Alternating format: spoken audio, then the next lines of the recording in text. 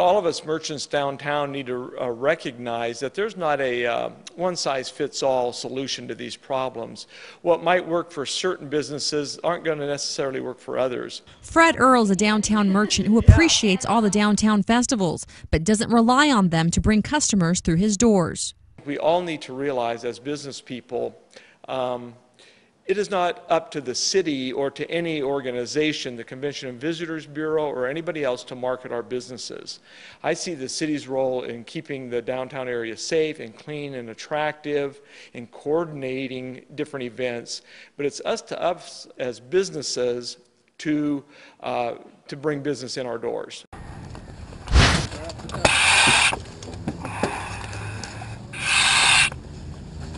All right. We'll go. What we're doing today is the IPAT, the Incumbent Physical Ability Test. It's the test we do every year for the firefighters that are already hired on the department. We have several different stations that are similar to tasks that we'll perform on the fire ground.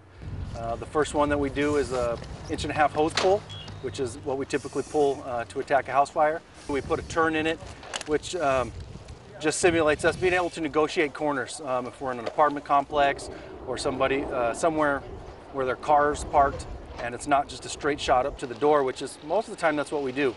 But sometimes you have to turn, have to go around corners, obstructions. That simulates being able to maneuver the hose line and get it right where you want it, even with obstructions in the way.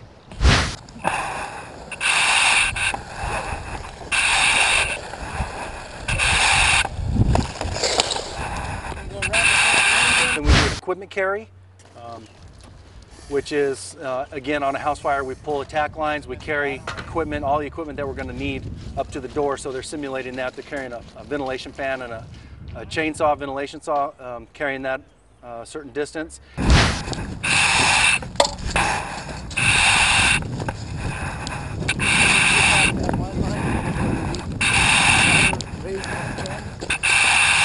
This replica of a Gatling gun is back at the Yuma Territorial Prison by popular demand. Charles Flynn, executive director of the Yuma Crossing National Heritage Area, is excited about the museum's newest addition. And something that the people in Yuma wanted all along was the return of the Gatling gun.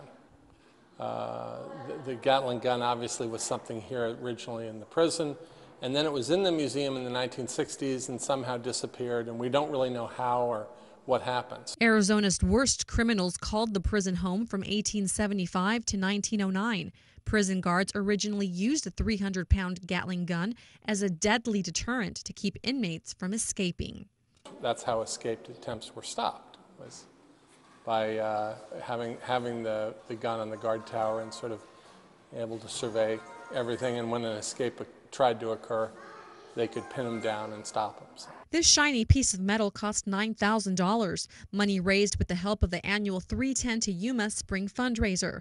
The fundraising event will continue annually to help pay for future improvements at the prison. We're just very grateful that this community continues to support the prison. Community support has helped to give new life to the Yuma Territorial Prison. And we're very proud of it, and I think the pride shows in the customers that are coming and see the visible changes, not only in what the museum looks like or the grounds, but the pride with which the staff showcases the park. And I'm very pleased that people are getting that message, and that's helping grow attendance. The Gatling gun will be placed on a carriage with wheels inside the museum. Now that the prison has a replica of its original Gatling gun back in-house, Charles Flynn says they are going to find ways to protect it for future generations to enjoy. Oscar Chavez is the recreation supervisor for youth sports and outdoor recreation. During the summertime, like right now, we provide youth training in kayaking because we know a lot of our kids want to come out to the river.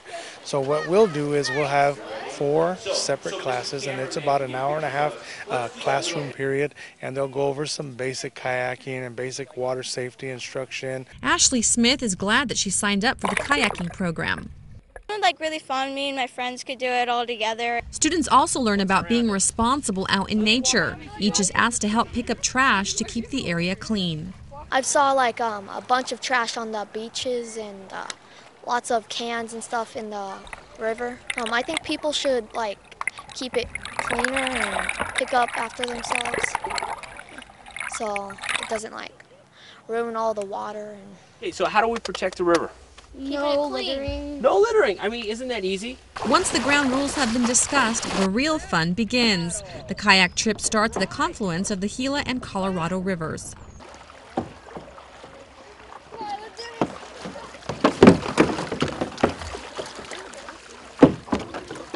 Thank you. Guys? At first, students appear to struggle paddling their way out of gridlock, but soon after, it's smooth sailing. The Yuma Territorial Prison is a location for a major upcoming motion picture, including some big-name stars. Now let's go inside and check it out. Lights, camera, action. The Yuma Territorial Prison is taking a lead role in an upcoming movie. The director and Arizona native describes the Western movie as a cross between Shawshank Redemption and Unforgiven. Reichert couldn't think of a more perfect place to shoot this movie than the Yuma Territorial Prison. Well, you can't buy production value like this.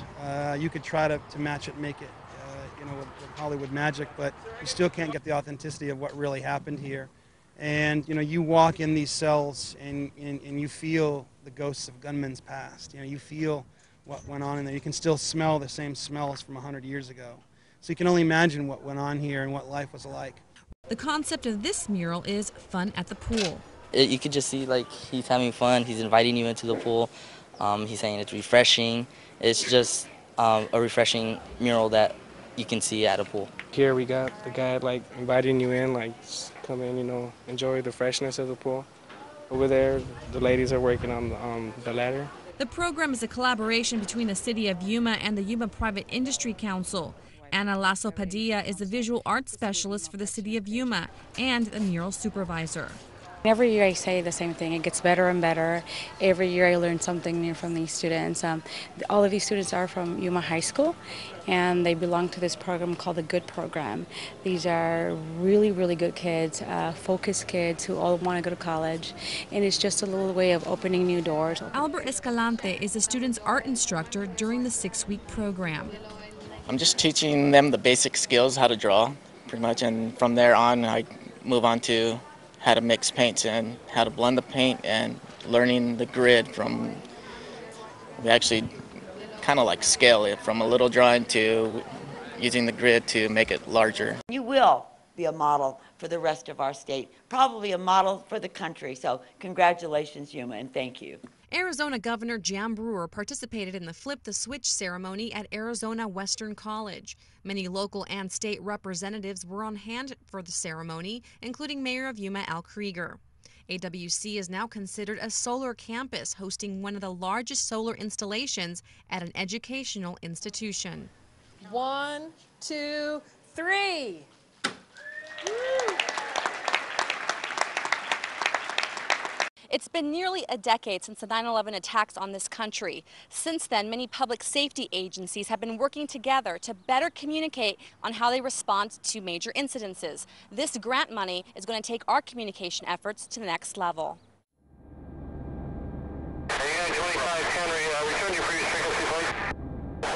Images of 9/11 are still fresh in the minds of many. On that day, first responders realized the challenges of communicating and sharing critical information across multiple agencies.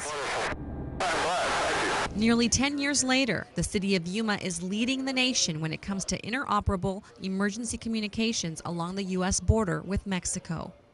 Yuma City Administrator Greg Wilkinson shared the news about receiving a $4 million federal grant during a recent press conference. This money will take our public safety communications to the next level. What this grant is going to allow us to do is completely integrate both voice, video, and data at the federal, state, and local level and allow all the agencies to share information as needed. The Office of Emergency Communications awarded the grant to fund the Yuma Full Voice and Data Integration Demonstration Project. The project is a voice radio system that connects all public safety in Yuma County and is also integrated with federal agencies. The ocean-to-ocean bridge is a critical link between Arizona and California, essentially connecting the Atlantic to the Pacific. The one-lane historic bridge relies on signal lights to safely regulate traffic in both directions. Dan Sanders is a traffic engineer with the City of Yuma. Back in September, if you remember, we had like a multi-state power blackout and the signals went dark. And typically by state law, at a four-way intersection, you treat it as an all-way stop when the signals go dark. Here, because of the lack of sight distance, you can't do that. So you have to shut down the bridge, which is a real pain. The battery will last about 24 hours during a power outage. Drew Birch is a traffic signal supervisor. We created a new system that the possibility of solar in the future exists. So we put something in that's primarily DC. So it runs off of DC all the time, but then it's backfed by the AC. So the AC will charge the DC system. So if the AC goes away, the DC's there all the time. So if we add solar panels in the future and a charge controller and all the other stuff that we need to do solar, it's a DC system that this bridge runs off of with a backup AC system.